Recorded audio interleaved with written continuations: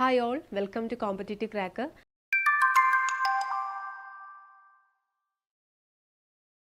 നമുക്കിന്ന് set ഫിസിക്സിലെ vectors എന്ന് പറയുന്ന ടോപ്പിക്കിൽ നിന്ന് വരുന്ന കുറച്ച് പ്രോബ്ലംസ് നോക്കിയാലോ.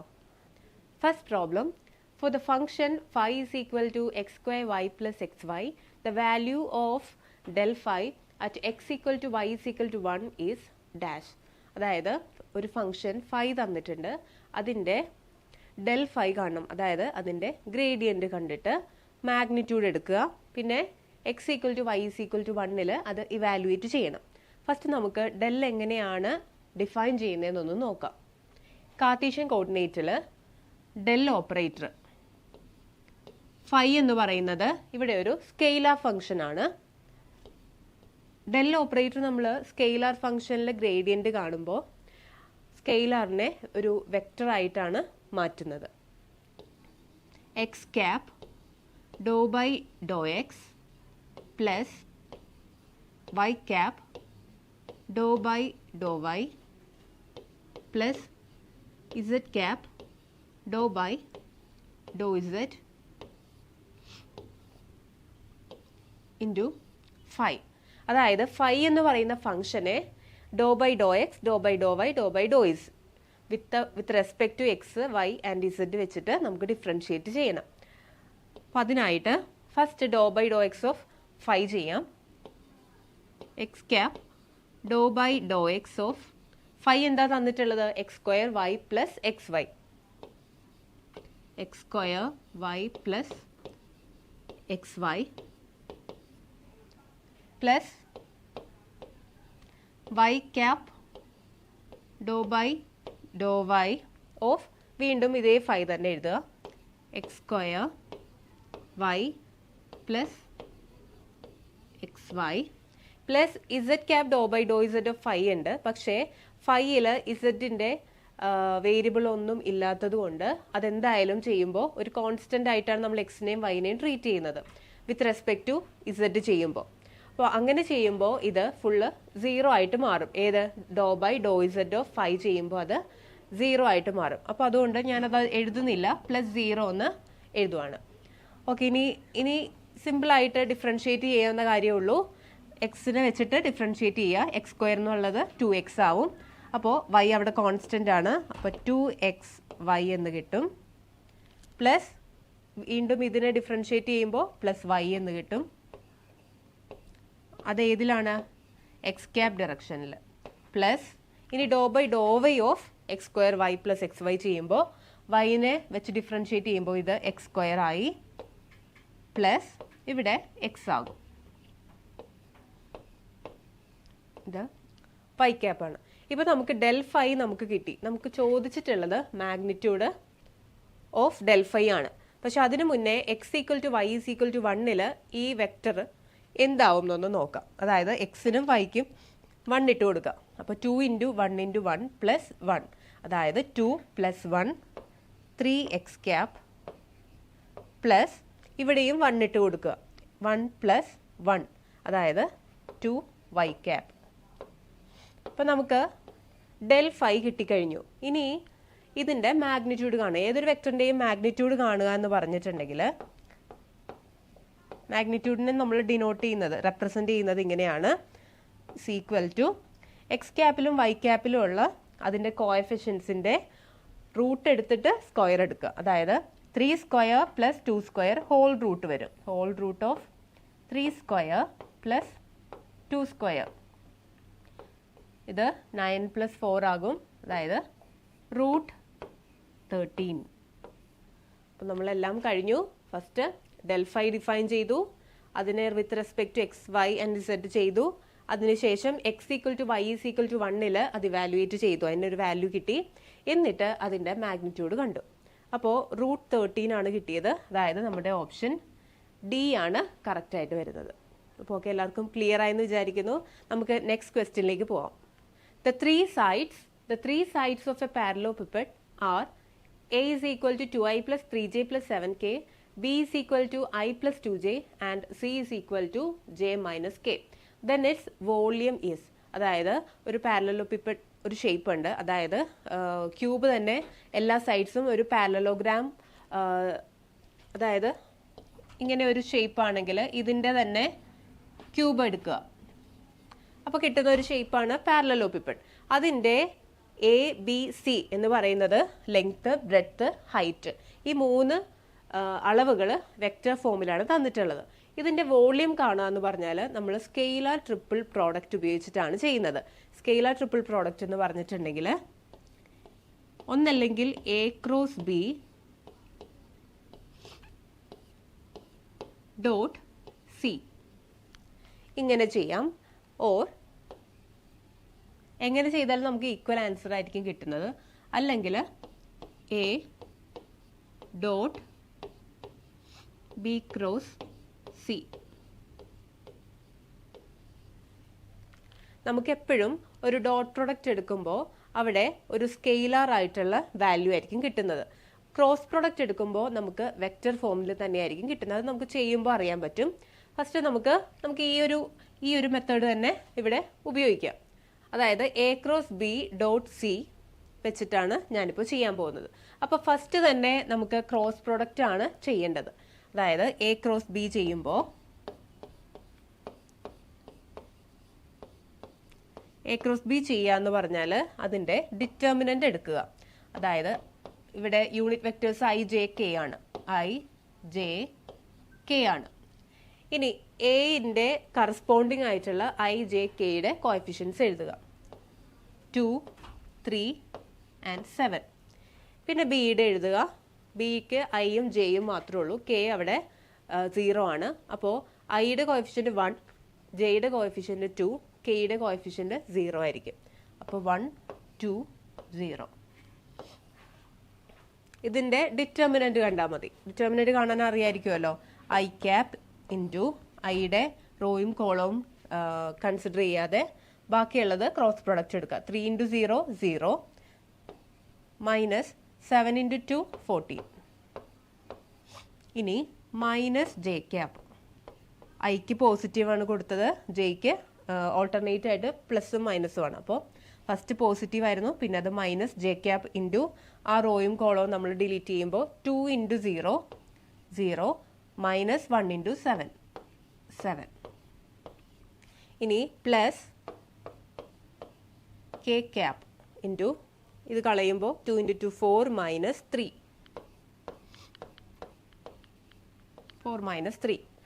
ഇനി ഇത് ചെയ്യുമ്പോൾ അറിയാൽ minus 14 I cap, minus into minus plus ആവും.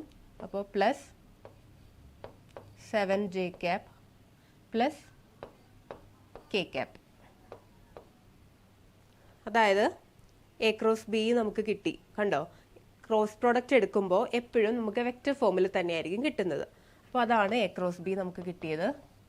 ഇനി A cross B dot C ചെയ്യണം. ഇനി ഡോട്ട് പ്രോഡക്റ്റ് എടുക്കുക. അതായത് A ക്രോസ് B ഇതാണ്, ഇതുമായിട്ട് Cന്റെ ഡോട്ട് പ്രോഡക്റ്റ് എടുക്കുമ്പോൾ നമുക്ക് കിട്ടുന്നത് എന്തായാലും ഒരു സ്കെയിലർ വാല്യൂ ആയിരിക്കും. അപ്പോൾ അതിവിടെ ചെയ്യാം. A cross B dot C ചെയ്യുമ്പോൾ A ക്രോസ് B എടുത്ത് എഴുതുക. Minus 14 I plus 7 j cap plus K dot product of C എന്താണ്, J minus K. C equal two dot product എടുക്കുക എന്ന് പറഞ്ഞാൽ ഐൻ്റെ കറസ്പോണ്ടിങ് ആയിട്ടുള്ള കോഎഫിഷ്യൻസ് തമ്മിൽ മൾട്ടിപ്ലൈ ചെയ്യുക. അപ്പോൾ ഇവിടെ I ഇല്ല, അതുകൊണ്ട് മൈനസ് 14 ഇൻറ്റു ഇവിടെ ഐയുടെ കോഎഫിഷ്യൻറ്റ് 0 ആണ്. അപ്പോൾ അത് 0 ആയി. പ്ലസ് ഇനി വീണ്ടും I J എന്ന് നമ്മൾ എഴുതേണ്ട ആവശ്യമില്ല, കാരണം മൈനസ് 14 I ക്യാപ്പ് ഡോട്ട് ഇവിടെ 0 I ക്യാപ്പ് ആണ്. അങ്ങനെ വരുമ്പോൾ I cap dot I cap എന്ന് പറയുന്നത് ഒരു 0 ആണ്. അപ്പോൾ അതുകൊണ്ട് നമുക്ക് I ക്യാപ്പ് പിന്നെ വരുന്നില്ല. ഇനി 7 ജെ ക്യാപ്പ് ഡോട്ട് 1 ആണ് ഇവിടെ വരുന്നത്. അതായത് 7 × 1 വരും. 7 × 1 7. ഇനി 1 × മൈനസ് 1 ഇസ് ഈക്വൽ ടു 6 എന്ന് കിട്ടി. അപ്പോൾ കണ്ടോ, നമുക്കിവിടെ ഒരു സ്കെയിലർ വാല്യൂ ആണ് കിട്ടിയത്. അപ്പോൾ ഇവിടെ ആൻസർ എന്ന് പറയുന്നത് 6 യൂണിറ്റ്സ് ആണ്. അതായത് ഈ പാരലലോപിപ്പഡിൻ്റെ വോള്യം എന്ന് പറയുന്നത് 6 ആണ്. അപ്പോൾ ഒന്നല്ലെങ്കിൽ A cross B dot C ചെയ്യുക, or A dot B cross C ചെയ്യുക. എന്ത് ചെയ്യുമ്പോഴും ക്രോസ് പ്രൊഡക്റ്റ് ആയിട്ട് വരുന്നത് ഫസ്റ്റ് ചെയ്യുക, അതിനുശേഷം മാത്രം ഡോട്ട് പ്രൊഡക്റ്റ് ചെയ്യുക. അപ്പോൾ ഇനി നെക്സ്റ്റ് ക്വസ്റ്റ്യനിലേക്ക് പോവാം. The projection of vector A is equal to 2i minus 3j plus 6k on vector B is equal to I plus 2j plus 2k is, which is the correct answer. അതായത് ഒരു vector A എന്ന് പറയുന്ന ഒരു വെക്റ്ററിൻ്റെ B എന്ന് പറയുന്ന വെക്റ്ററിലുള്ള അതിൻ്റെ projection കാണണം. അങ്ങനെ കാണാനുള്ളതിൻ്റെ ഇക്വേഷനാണ്, അതായത് projection of vector A on b, അത് നമുക്ക് ഇങ്ങനെ ഡിനോട്ട് ചെയ്യാം. പ്രൊജക്ഷൻ ഓഫ്, ഇതെങ്ങനെയാണ് വായിക്കേണ്ടത്? Projection of vector A on b vector it is equal to A dot b divided by magnitude of b. അതായത് എയുടെ പ്രൊജക്ഷൻ ബിയിൽ കാണുന്നുണ്ടെങ്കിൽ a dot b divided by magnitude of b ആയിരിക്കും. ഇനി നേരെ തിരിച്ചായിരുന്നെങ്കിലോ, projection of vector b on a എന്ന് ചോദിച്ചിട്ടുണ്ടെങ്കിൽ ഇവിടെ സെയിം ഇക്വേഷൻ തന്നെ, ആകെ വ്യത്യാസം വരുന്നത് മാഗ്നിറ്റ്യൂഡ് ഓഫ് ബിക്ക് പകരം മാഗ്നിറ്റ്യൂഡ് ഓഫ് എ വരും. അപ്പോൾ എ ഡോട്ട് ബി നമുക്ക് കാണണം. അതിനായിട്ട് എ ഡോട്ട് ബി, അപ്പോൾ നമ്മൾ കഴിഞ്ഞ ക്വസ്റ്റ്യനിൽ ചെയ്തതുപോലെ തന്നെ ചെയ്താൽ മതി. എ എന്ന് പറയുന്നത് 2i minus 3j plus 6k dot B I plus 2j plus 2k.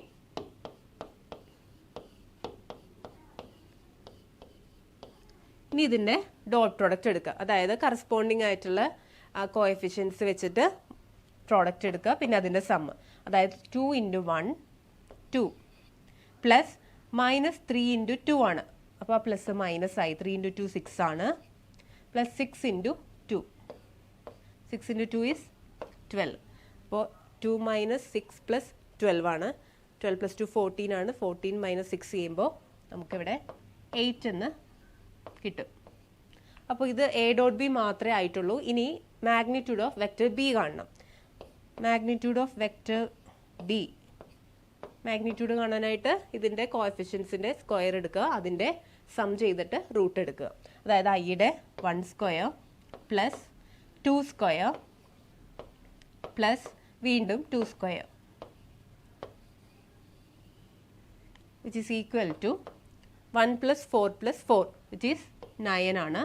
Root of 9 is equal to 3 കിട്ടി. നമുക്ക് രണ്ട് പാർട്ട് നമ്മൾ കണ്ടുപിടിച്ചു. ഇനി പ്രൊജക്ഷൻ ഓഫ് വെക്റ്റർ എ കാണാം. അതായത് projection of vector A on B is equal to A dot B by magnitude of B ആണ്. A dot B എന്ത് കിട്ടി? 8 എന്ന് കിട്ടി. 8 divided by magnitude of B is 3 എന്ന് കിട്ടി. അപ്പോൾ ആൻസർ വരുന്നത് 8/3 ആണ്. അതായത് ഓപ്ഷൻ ബി ആണ് കറക്റ്റ് ആയിട്ടുള്ള ആൻസർ വരുന്നത്. ഓക്കെ, അപ്പോൾ എപ്പോഴും പ്രൊജക്ഷൻ കാണാൻ ചോദിക്കുമ്പോൾ ഏത് വെക്ടേഴ്സിൻ്റെ ആണോ അത് തമ്മിൽ ഡോട്ട് പ്രോഡക്റ്റ് എടുക്കുക.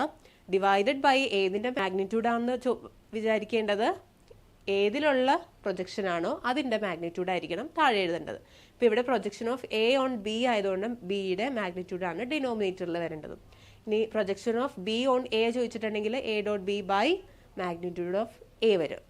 Next question, which of the following equations for oscillatory motion is incorrect in terms of dimensions? അതായത് കുറച്ച് ഇക്വേഷൻസ് തന്നിട്ടുണ്ട്, അത് ഡയമെൻഷൻ വൈസ് അത് കറക്റ്റ് ആണോ, ഇതിൽ ഏതോ ഒരെണ്ണം തെറ്റായിട്ടുള്ള ഒരു ആൻസർ ഉണ്ട്, ഇൻകറക്റ്റ് ആയിട്ടുള്ളതാണ് നമ്മൾ ഐഡൻറ്റിഫൈ ചെയ്യേണ്ടത്. അപ്പോൾ തെറ്റായിട്ട് വരുന്നത് ഏതാണെന്ന് ഡയമെൻഷൻ വൈസ് നോക്കിയിട്ട് നമുക്ക് കണ്ടുപിടിക്കാം. ഇതിൽ തന്നിരിക്കുന്ന ഓരോ വേരിയബിൾസ് എന്തൊക്കെയാണെന്ന് പറഞ്ഞിട്ടുണ്ട്. അതായത് y എന്ന് പറയുന്നത് ഡിസ്പ്ലേസ്മെന്റ് ആണ്, a എന്ന് പറയുന്നത് amplitude, t is equal to time and capital T is period, nu is the frequency, omega is the angular frequency and lambda is the wavelength. അപ്പോൾ ഇതെല്ലാം ഇതിൽ വരുന്നുണ്ട്. നമുക്ക് ഓരോന്നായിട്ടൊന്ന് ചെക്ക് ചെയ്യാം. അതായത് ഓപ്ഷൻ എയിൽ y is equal to 2a cos 2π µt ആണ് വന്നിരിക്കുന്നത്. y എന്ന് പറയുന്നത് ഡിസ്പ്ലേസ്മെന്റ് ആണെന്ന് നമുക്കറിയാം ഇല്ലേ? നമ്മൾ ഡയമെൻഷൻ നോക്കുമ്പോൾ ഡിസ്പ്ലേസ്മെന്റ് എന്ന് പറയുന്നത് എന്താണ്? ഒരു ദൂരമാണ് അല്ലേ? ആ അളവിനെ നമുക്ക് ലെങ്ത് ക്യാപിറ്റൽ L വെച്ചിട്ട് നോക്കാം. അതായത് ഓപ്ഷൻ എയിൽ y എന്ന് പറയുന്നത് ലെഫ്റ്റ് ഹാൻഡ് സൈഡിലെ ഡയമെൻഷൻ എന്ന് പറയുന്നത് ക്യാപിറ്റൽ L ആണ് അല്ലേ? നമ്മളെപ്പോഴും ഡയമെൻഷൻ എഴുതുമ്പോൾ ഇങ്ങനെ സ്ക്വയർ ബ്രാക്കറ്റിലാണ് ഇടുന്നത്. അപ്പോൾ y എന്ന് പറയുന്ന ഡിസ്പ്ലേസ്മെന്റ് ആയതുകൊണ്ട് അതൊരു ലെങ്ത്തിനെ സൂചിപ്പിക്കുന്നതാണ്. അപ്പോൾ അതിനെ L എന്ന് എഴുതാം. ഈക്വൽ ടു ഇവിടെ 2 × a ആണ്. ആംപ്ലിറ്റ്യൂഡ് എന്താണ്? ആംപ്ലിറ്റ്യൂഡ് എന്ന് പറയുന്നത് ഒരു വേവിന്റെ ഹൈറ്റ് അല്ലേ? അതായത് അതിൻ്റെ മെയിൻ പൊസിഷനിൽ നിന്ന് വരുന്ന ഹൈറ്റ് ആണ് ആംപ്ലിറ്റ്യൂഡ് എന്ന് പറയുന്നത്. അപ്പോൾ അതും നമ്മൾ എന്തിൽ തന്നെയാണ് പറയാറ്? ലെങ്ത്തിൽ തന്നെയാണ് പറയാറ് അല്ലേ? അതൊന്നല്ലെങ്കിൽ മീറ്ററിലോ സെന്റിമീറ്ററിലൊക്കെ ആയിരിക്കും എപ്പോഴും നമ്മൾ ക്വസ്റ്റ്യൻസിലൊക്കെ കണ്ടിട്ടുണ്ടാവും. അപ്പോൾ ആംപ്ലിറ്റ്യൂഡും ഒരു ലെങ്ത് തന്നെയാണ്. പിന്നെ 2 കോൺസ്റ്റൻസ് ഒന്നും നമ്മൾ ഡയമെൻഷൻ നോക്കുമ്പോൾ എടുക്കാറില്ല. അപ്പോൾ 2ന്റെ കൺസിഡർ ചെയ്യേണ്ട, എയുടെ നോക്കുക, എയുടെയും ലെങ്ത് തന്നെയാണ്. ഇനി കോസ് 2π ന്യൂട്ടി, നമ്മൾ ഒരിക്കലും കോസ് സൈൻ ടാൻ ഇങ്ങനെ ട്രിഗ്നോമെട്രിക് ഫംഗ്ഷൻസിന്റെ ഒന്നും ഡയമെൻഷണൽ അനാലിസിസിൽ കൺസിഡർ ചെയ്യാറില്ല. കാര്യം എന്താണ്?